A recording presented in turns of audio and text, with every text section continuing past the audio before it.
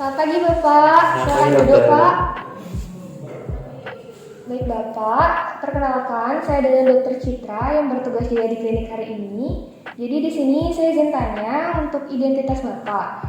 Untuk namanya siapa Pak nih? Saya dengan Bapak Hari, Bapak Hari, usianya berapa? 20 tahun, 20 tahun. Untuk alamat tempat tinggalnya di mana Pak nih? di Jalan Serikandi, Sambangan. Jalan Sekandi, Sambangan. Baik, di sini untuk mohon maaf pekerjaan sehari-harinya sebagai apa Pak? Saya baru tamat mahasiswa. Tamat mahasiswa. Kemudian di sini mohon maaf untuk statusnya apakah sudah menikah atau belum? Belum. Baik, belum menikah ya Pak. Baik Bapak, di sini keluhan apa yang Bapak ingin sampaikan dan ingin saya bantu di sini? Jadi saya ingin melakukan general check up, dok. Baik Bapak, jadi Bapak ingin melakukan general check up untuk apa Bapak ini? Untuk melamar pekerjaan saya di Akmil. Nah, baik. Untuk melamar pekerjaan Pak ya. Jadi di sini Bapak nanti jika memang ada keluhan lain bisa disampaikan saja. Karena apapun yang Bapak sampaikan saya akan jaga kerahasiaannya Pak ya. Di sini apakah ada keluhan lain yang Bapak miliki? Tidak ada. Tidak ada. Untuk riwayat penyakit terdahulu adakah yang ingin Bapak sampaikan? Tidak ada sebelumnya, dok. Tidak ada. Kemudian di keluarga apakah ada yang memiliki riwayat penyakit tertentu? Tidak ada juga. Tidak ada. Untuk di lingkungan sekitar Bapak apakah ada yang memiliki riwayat penyakit tertentu? Tidak ada. Tidak ada juga ya Pak. Iya. Baik Bapak, di sini untuk sebelumnya apakah Bapak pernah melakukan pemeriksaan sebelum datang kemari? Iya, dokter. Iya. Untuk pemeriksaan ronsen, dokter. Baik, jadi ini untuk hasil X-ray-nya Pak ya, Iya. hasil ronsennya. Bisa saya lihat sebentar Pak? Iya, dokter.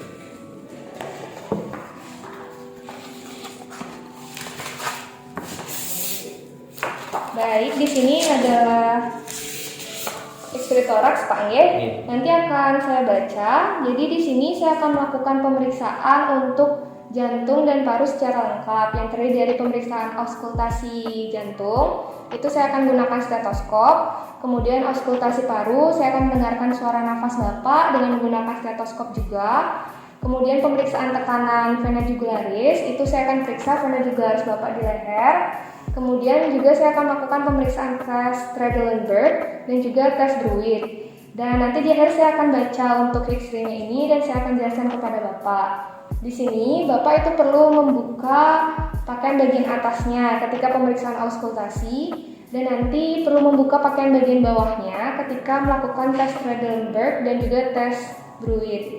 Di sini apakah Bapak bersedia ya? Iya, bersedia, dok. Baik, terima kasih Bapak karena sudah bersedia. Bapak bisa menuju ke ruangan pemeriksaan sementara saya akan melakukan tindakan aseptik terlebih dahulu. Silakan Bapak. Terima kasih banyak, dokter.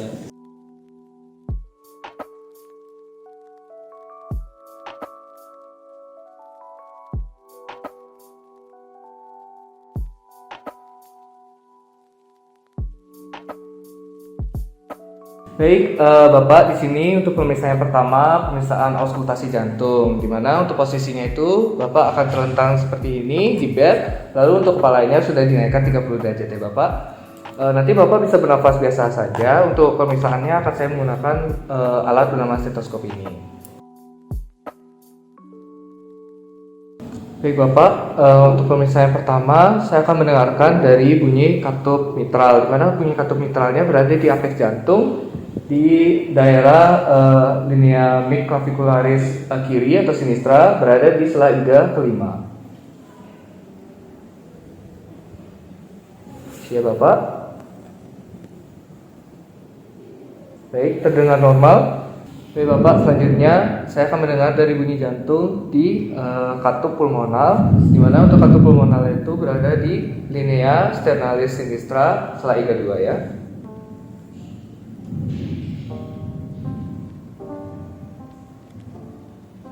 Baik, terdengar normal. Selanjutnya pemeriksaan bunyi jantungnya berada di katup aorta, di mana katup aortanya itu berada di linea sternalis dextra atau di kanan sela iga 2. Baik, terdengar normal.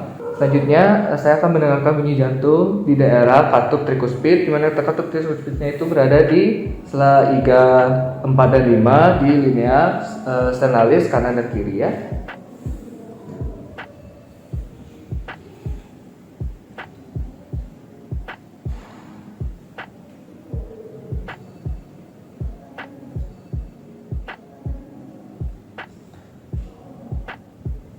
Baik, terdengar normal. Baik Bapak, pemeriksaannya sudah selesai. Untuk hasilnya tadi terdengar normal. Lalu juga untuk frekuensi jantungnya itu 80 kali per menit dan iramanya juga teratur. Lalu untuk bunyi dari BJ1 dan BJ2 nya itu normal dan saya tidak menemukan adanya suara-suara tambahan dari jantungnya Bapak. Untuk pemeriksaannya sudah saya catat dan pemeriksaannya sudah selesai. Bapak bisa kembali ke meja. Terima kasih. Baik Bapak, pemeriksaan selanjutnya adalah pemeriksaan auskultasi paru. Dari pemeriksaan ini saya akan menilai nafas Bapak. Pada pemeriksaan ini saya akan menggunakan stetoskop, yaitu bagian dari diafragma stetoskop. Lalu saya akan memeriksa berurutan secara simetris dan pada titik auskultasi di lapang dada Bapak saya akan menilai minimal 1 kali siklus inspirasi dan ekspirasi. Lalu pemeriksaan ini akan terdiri dari 2 pemeriksaan, yaitu pemeriksaan anterior yaitu pemeriksaan depan Bapak dan pemeriksaan posterior yaitu pemeriksaan bagian belakang Bapak. Baik Bapak, saya mohon izin melakukan pemeriksaan. Baik, silakan Bapak, saya lepas dan hembuskan. Baik, saya lepas, hembuskan. Saya lepas, hembuskan. Saya lepas, hembuskan.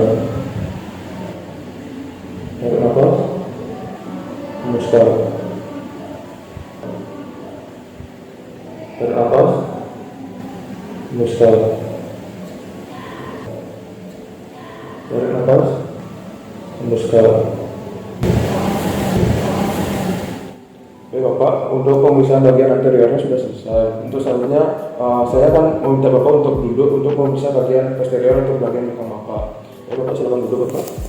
Oke Bapak, saya akan memulai pemeriksaan bagian posterior Bapak. Baik, bisa tarik nafasnya Bapak. Hembuskan. Tarik. Hembuskan. Tarik. Hembuskan. Tarik. Hembuskan. Tarik. Hembuskan. Tarik.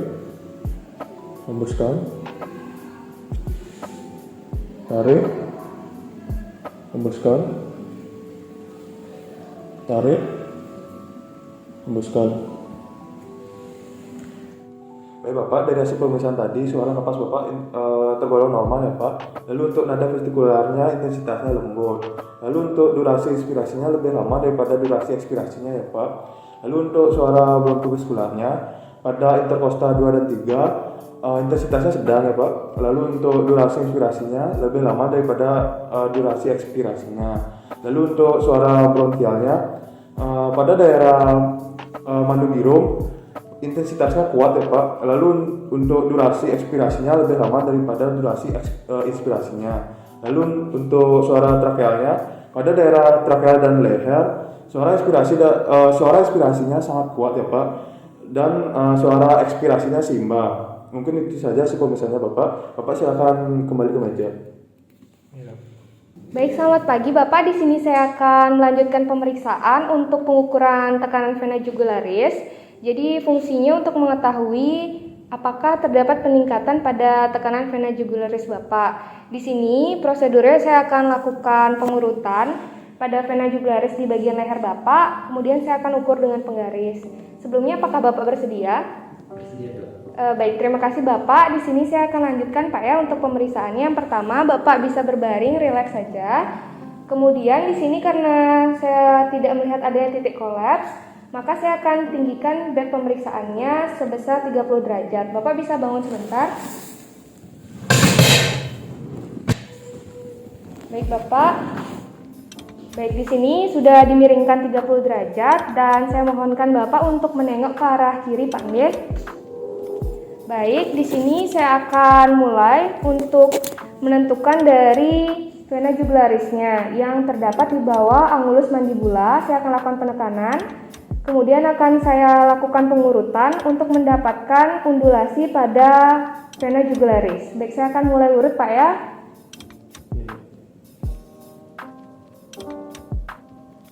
Baik, di sini sudah didapatkan adanya undulasi. Kemudian saya akan menentukan dari titik dari angulus sterni. Baik, di sini sudah ditemukan. Kemudian saya akan menggunakan penggaris pertama di sini yang akan saya gunakan untuk mengukur dari titik proyeksi tertinggi vena jugularis. Undulasi yang kita temukan itu ke arah dari angulus sterni. Kemudian kita gunakan penggaris kedua itu di atas angulus sterni secara vertikal. Baik, di sini hasilnya adalah 2 cm, di mana saya akan tambahkan 5 cm yang merupakan ukuran tertinggi dari atrium dextra. Jadi hasil dari tekanan vena jugularis Bapak, bisa kembali Pak lehernya, itu adalah 7 cm Pak ya. Itu merupakan hasil tekanan vena jugularis yang normal. Dan di sini juga tidak ada peningkatan. Jika memang ada peningkatan itu berindikasi terhadap penyakit gagal jantung. Namun Bapak di sini normal Pak ya. Baik, karena sudah selesai pemeriksaannya ini akan dilanjutkan ke pemeriksaan berikutnya. Terima kasih Bapak. Baik Bapak, jadi selanjutnya di sini saya akan melakukan pemeriksaan tes Stanley-Lundberg, di mana pemeriksaan ini bertujuan untuk mengetahui apakah terdapat kelainan pada pengisian vena profunda Bapak ataupun vena superfasia. Jadi sebelum itu saya akan menginstruksikan Bapak untuk melepas celana panjang Bapak terlebih dahulu untuk mempermudah saya melakukan pemeriksaan. Silakan gunakan celana pendek saja ya Pak. Silakan dilepas. Baik, jadi di sini Bapak sudah menggunakan celana pendek. Silakan Bapak untuk berbaring secara rileks saja. Kemudian di sini saya akan menekuk kaki Bapak, sini agar sejajar dengan pinggul. Kemudian ini tujuannya untuk mengalirkan darah menuju jantung. Kemudian saya akan melakukan pijatan sedikit agar darahnya ini menuju ke jantung nih Pak. Baik, setelah itu saya akan memasangkan tourniquet. Jadi ini bertujuan untuk melakukan penekanan pada vena superfasia. Mohon maaf Pak. Saya akan masangnya di sini. Di sini saya akan mengencangkan tourniquetnya, namun tidak terlalu kencang. Ini bertujuan agar tidak ada penekanan juga pada vena profunda Bapak. Jadi setelah itu Bapak silakan untuk berdiri Pak. Silakan berdiri. Baik, silakan menghadap ke sana. Jadi di sini saya akan mengamati selama 20 detik apakah terdapat pengisian pada vena atau tidak. Silakan mulai mengamatinya Bapak. Baik, di sini sudah 20 detik. Selanjutnya saya akan melepaskan tourniquet dan akan mengamati selama 15 detik lagi, Pak. Saya mengamati.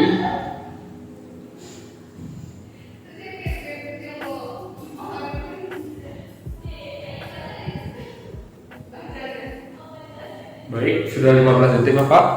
Baik Bapak, jadi tadi sudah dilakukan pemeriksaan Stanley-Lundberg ini sudah selesai. Bapak silakan berbaring kembali.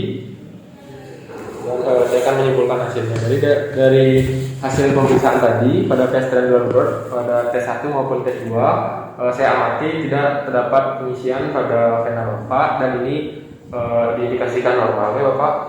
Baik, jadi untuk selanjutnya saya akan melakukan pemeriksaan Bruit, di mana pemeriksaan ini nanti saya akan menggunakan stetoskop. Ini pemeriksaan ini bertujuan untuk mengetahui apakah terdapat kelainan pada arteri Bapak atau tidak.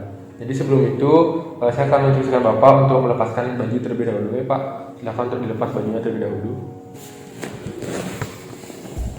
Baik, jadi di sini Bapak sudah melepaskan baju. Selanjutnya saya akan melakukan pemeriksaan Bruit ini, yaitu pada beberapa arteri. Di antaranya adalah arteri karotis, kemudian aorta abdominalis, arteri renalis, arteri iliaca dan arteri femoralis. Nih, jadi saya akan menggunakan stetoskop.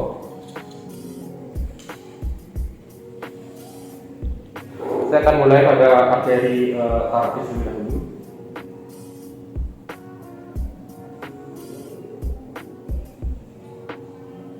Kemudian di aorta abdominalis.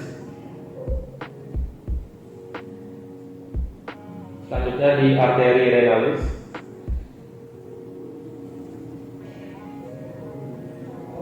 Selanjutnya di arteri iliaca.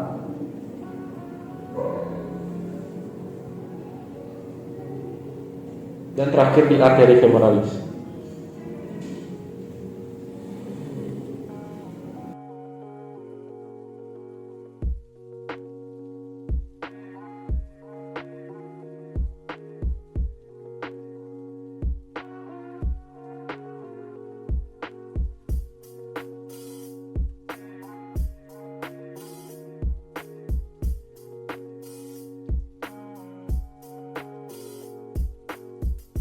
Baik Bapak, di sini saya telah terima adanya foto tora X-ray yang telah Bapak bawakan kepada saya. Selanjutnya saya akan membacakannya Bapak ya. Di mana di sini telah adanya lightbox dan juga foto tora X-ray-nya telah ditempel. Di mana yang pertama saya akan membacakan tentang markernya juga dan juga proyeksinya. Untuk markernya sendiri ini adalah right, itu dari yang berada artinya berada di sebelah kanan pasien. Selanjutnya untuk proyeksinya sendiri, di sini proyeksinya adalah posterior anterior yang menandakan bahwa bisa dibuktikan dari adanya air fluid level dari udara lambung, kemudian juga margo medial dari lateral scapula. Selanjutnya, kemudian saya akan melihat adanya identifikasi dari data pasien, di mana dari foto thorax X-ray ini tidak lengkap dari adanya data pasien. Kenapa? Karena tidak ada nama, umur, jenis kelamin dan juga kapan pengambilan dari foto thorax X-ray ini dilakukan. Selanjutnya, saya akan melihat apakah foto thorax X-ray ini layak atau tidak untuk diidentifikasi. Baik Bapak, yang pertama saya akan melihat dari areanya. Untuk area di sini sudah cukup lengkap ya Bapak ya, karena yang pertama itu sudah mencakup semua dari kafum toraks yang dari kedua apex jantung dan juga saya melihat adanya sinus dari costophrenicus. Selanjutnya yang kedua adalah saya melihat dari inspirasinya, yang dimana untuk inspirasinya sendiri di sini dibuktikan bahwa normal karena diafragma yang kanan lebih tinggi daripada diafragma yang kiri, yang dimana itu setinggi dari iga 9 posterior. Selanjutnya yang ketiga adalah pada bagian dari saya melihat ada apakah foto thorax X-ray ini simetris atau tidak. Di sini simetris Bapak ya, karena yang pertama pada bagian korpus vertebra thoracalis itu berada di tengah dari sinus, berada dari tengah dari sendi atau joint dari sternoclavicular. Kemudian juga ada jarak antara processus spinosus dengan joint sternoclavicularis itu sama. Selanjutnya saya melihat apakah dari kondisi sinar X-ray-nya, di mana kondisi sinar X-ray-nya di sini itu sudah cukup karena hanya terlihat dari vertebra thoracalis 3 hingga 4. Selanjutnya saya akan menilai bagaimana dengan bentuk dan juga ukuran jantungnya. Yang pertama untuk bentuknya sendiri, ini bentuknya juga normal Bapak ya, karena itu seperti buah dari pir ataupun buah dari alpukat. Selanjutnya saya akan menilai dari pengukuran jantungnya, di mana pengukuran jantungnya ini saya telah menyediakan 2 penggaris ya. Yang di mana pertama saya akan menentukan garis tengah dari postur vertebra yang sejajar dengan trakea. Selanjutnya saya akan menentukan titik dan membuat garis bayangan.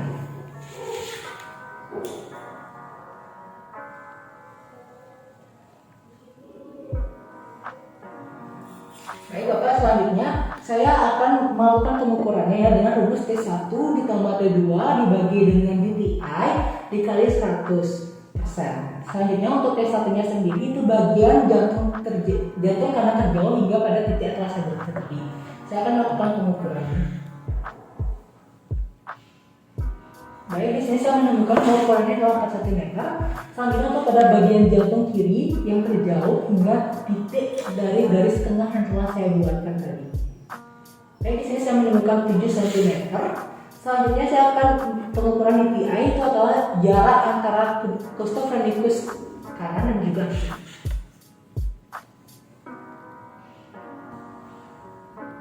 Baik, di sini adalah ukurannya 22 cm. Baik, selanjutnya saya akan lakukan perhitungannya, di mana T1-nya adalah 4, T2-nya adalah 7, itu 11 dibagi dengan 22 adalah 0,5 dikali 100% adalah 50%. Di mana ini hasilnya adalah normal karena dengan interpretasi 50%. Kecuali kalau misalnya lebih dari 50% itu menandakan adanya pembesaran dari jantungnya. Tapi karena ini normal, maka dia adalah interpretasinya normal.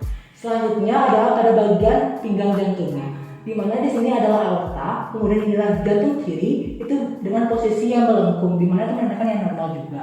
Baik, itu dia tadi dengan pengukuran dan juga bentuk jantungnya. Selanjutnya saya akan melakukan dengan analisis untuk mengidentifikasi bagaimana segmen-segmen anatomis dari jantungnya.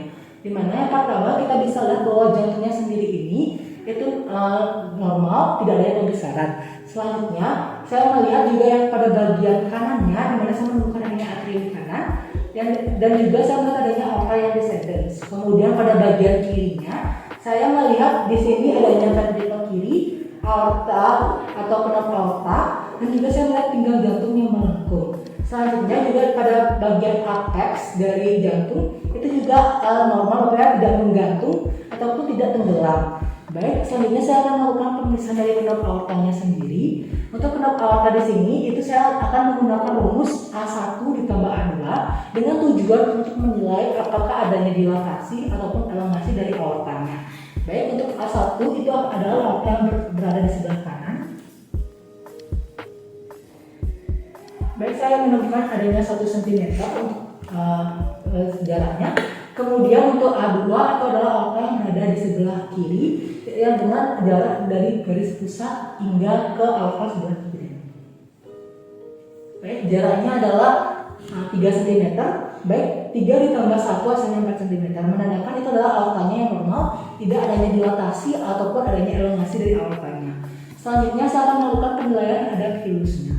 Di mana di sini hilus yang kiri itu lebih tinggi daripada hilus yang kanan, itu menandakan yang normal. Selanjutnya saya akan menilai dari vaskular parunya. Di mana vaskular paru di sini ini terlihat bahwa adanya arteri pulmonalis yang terdapat atau terletak pada arteri yang terletak atau terdapat pada hilus pada bagian kiri dan juga pada bagian kanan. Selanjutnya dia akan bercabang-cabang hingga ke bagian perikard. Kemudian semakin lama semakin banyak. Untuk corakan vaskularnya sendiri di sini itu terdapat paling banyak dan lebar itu pada basal paru.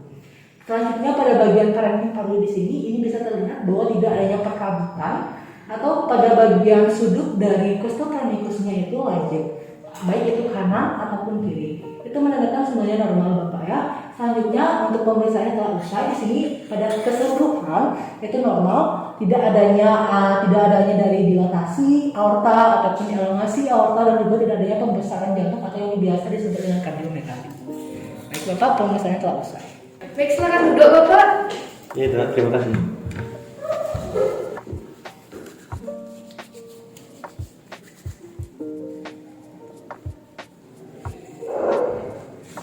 Baik Bapak, di sini saya sudah selesai melakukan tindakan aseptik setelah pemeriksaan dan terima kasih banyak Bapak atas kerjasamanya selama pemeriksaan tadi. Jadi di sini saya akan membacakan kesimpulannya Pak Nge. Iya. Jadi dari keseluruhan pemeriksaan untuk jantung dan paru Bapak itu normal. Dari yang pertama ada pemeriksaan auskultasi jantung, dari irama, bunyi jantung itu semuanya normal dan tidak ada suara tambahan. Kemudian ketika saya lakukan pemeriksaan auskultasi paru, itu juga suara nafas Bapak itu normal Pak Nge. Kemudian ketika saya lanjutkan ke pemeriksaan tekanan vena jugularis di leher Bapak tadi itu hasilnya 7 cm merupakan hasil yang normal, dalam batas yang normal. Kemudian juga saya lanjutkan untuk tes Trendelenburg itu dan deteksi Druids itu normal, dan pada deteksi Druids itu tidak ditemukannya suara bising yang merupakan suatu kelainan, itu tidak ada. Dan juga di sini ketika melakukan pemeriksaan dari foto X-ray Bapak, itu saya baca untuk foto toraks Bapak itu keseluruhan hasilnya itu bagus, normal Pak ya, nggak ada kelainan. Jadi di sini saya akan buatkan surat keterangan sehat nantinya untuk Bapak gunakan melamar Akmil Nike. Sebelumnya di sini apakah ada yang ingin Bapak tanyakan atau ingin Bapak tambahkan? Tidak ada dokter, sudah lengkap. Terima kasih banyak dok. Baik, terima kasih banyak Bapak ya atas kerjasamanya. Di sini mohon ditunggu sebentar surat keterangan sehatnya. Dan semoga Bapak selalu sehat selalu. Terima kasih Pak. Terima kasih banyak dokter.